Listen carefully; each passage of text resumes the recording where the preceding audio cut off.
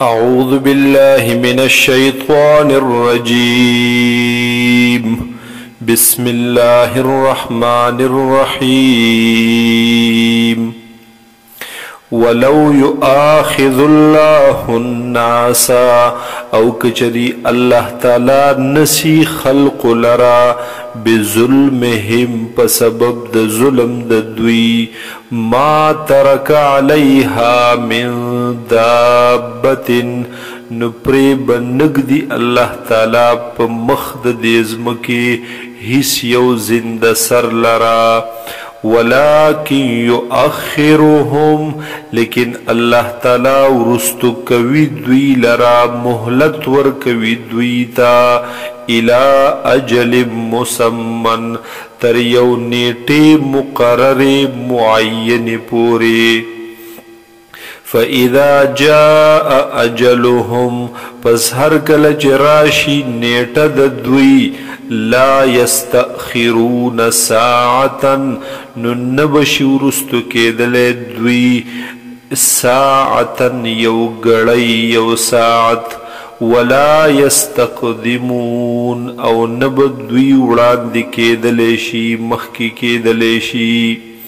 ويجعلون لله او دوی ګرځوي د الله د پاره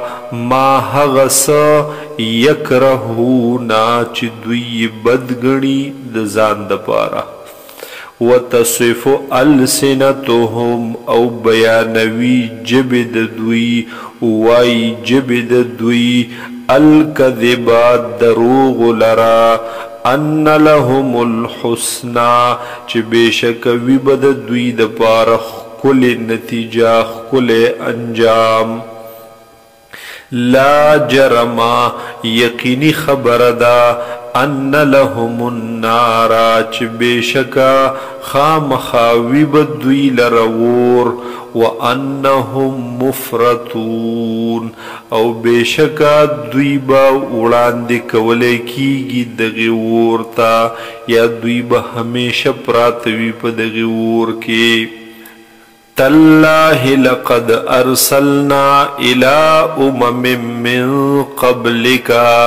فالله مد قسم وی یا الله تعالی قسم خوري نو معنا داسي پخپل ذات مد قسم وی لقد ارسلنا یقینا لګلی دی مونږ رسولان پیغمبران الى اغي امتنتا من قبلك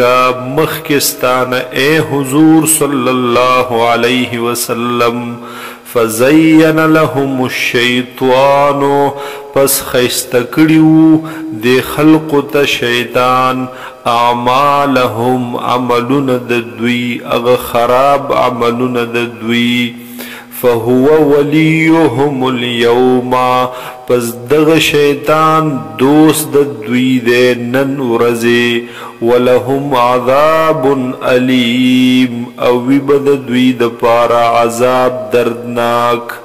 وما انزلنا عليك الكتاب او موږ نه دې نازل کړي پتا باندې اے مبارک پیغمبر صلی الله علیه وسلم کتاب لرا الا لتبين لهم الذي مگر د دې د پارا چې بیان کې تدویتا الذي اختلفوا فيه هاغ خبره هاغ چې اختلاف کړي د دوی په هغه کې وهدى ورحمة لقوم يؤمنون او د پاره د هدایت او د پاره د رحمت د هاغ قوم د پاره چې هغه ایمان راوړي والله انزل من السماء ماء او الله تعالی نازل کړي دي د اسمان نه اوبولرا فاحيا به الارض پس بیا ژوندۍ کړي د الله تعالی په دې سره ځمکې لرا بعد موتها ورستو د مرګ د دینا مرګ د ځمکې دا وچواله د ځمکې وی ان فی ذالک لآیتا بیشک پدی کی لو ینخد قدرت دا اللہ دا لقوم یسمعون دا هاغ قوم دا پارچ حغی اوری